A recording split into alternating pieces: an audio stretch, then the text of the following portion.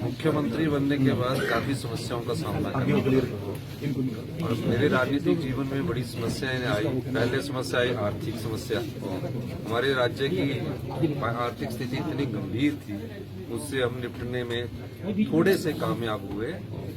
और फिर आई प्राकृतिक आपदा, उसमें हम निपटे। फिर आई राजनीतिक आपदा, उसमें अब हमने उस चुनौती को निपटा है और हमारी सरकार जनता के प्रति जवाबदेही है।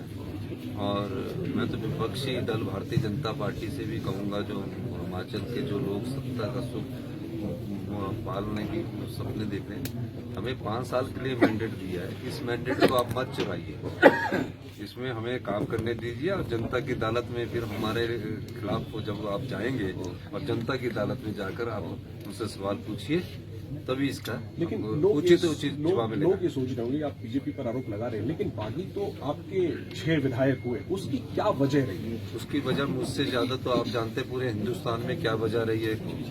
कोई मेरे क्षेत्र में थोड़ी वजह रही है, मेरी प्रदेश में तो पूरे हिंदुस्तान में वजह रही है। और आपको एक बात बताएं, 6 बागी विधायकों के बाद भी भारतीय जनता पार्टी के पास कहाँ मेजॉरिटी थी? और जिस समय फाइनेंशियल बिल पास हो रहा था तो 6 बागी विधायकों को तो निष्कासित ही नहीं किया गया था। 3 आजाद को भी नहीं कहता, उनको भी बैठना चाहिए था। तो ये राजनीतिक लाभ के लिए तरह तरह के आरोप लगा रहे हैं। हमें जनता ने मैंडेट दिया और हमें काम करने दीजिए। हम जनता की सेवा के लिए आए हैं, इसलिए हम काम कर रहे हैं। ये सवाल मैं इसमें और पूछूंगा, बीजेपी अभी भी कह रही है जयराम ठाकुर भी और कांग्रेस के आएंगे, तो आप ये अंदाजा लगाइए कि वो ऐसा क्यों कह रहे हैं। मैं फिर पूछ रहा हूँ, ऐसा क्यों कह रहे हैं? क्योंकि इनकी नीयत में खोट है।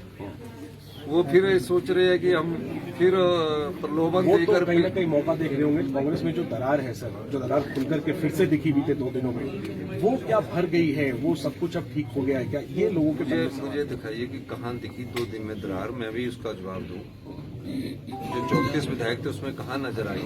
क्योंकि सर विक्रमादित्य ने इस्तीफा। माननीय पूर्व मुख्यमंत्री वीरभद्र सिंह जी हमारे सम्मानीय नेता, ऐसी कोई बात नहीं, बीच में नहीं दे रहे, गलत बात मत करिए। ये आरोप तो नहीं, वो विक्रमादित्य ने भी कहा। उन्होंने एक स्टैच्यू की बात की है, हम उनका स्टैच्यू लगाएंगे।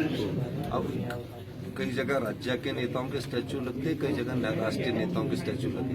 तो जहाँ राज्य के नेता के स्टैच्यू लगने होंगे या जहाँ उनकी चूड़ा होगी, तो उसमें कोई दो राय, कोई जमीन की बात नहीं, कोई जमीन की बात नहीं थी। किसने कह दिया? उन्होंने ऐसे भावनात्मक बात की है।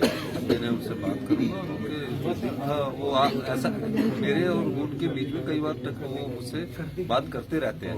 फिर वो मेरे छोटे भाई की तरह मिल जाते हैं, तो उसमें कोई दो राय थोड़ी है। अब समन्वय समिति बनाई जाएगी, कामकाज अच्छी बात। क्या बदलाव अब आएगा इस घटनाक्रम के बाद? अब यहाँ क्या बदलाव आएगा? देखिए, अब जो कोऑर्डिनेशन कमेटी बनेगी वो अच्छी बात है। जो कोऑर्डिनेशन कमेटी के सदस्य मिलकर बात करेंगे, समस्याओं का समाधान करेंगे। आखिरी में शैली पर निशाना साधा गया।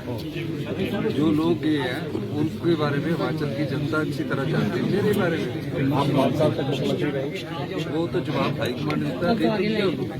अब मैंने थोड़ी देर अपनी उसका जवाब। धन्यवाद।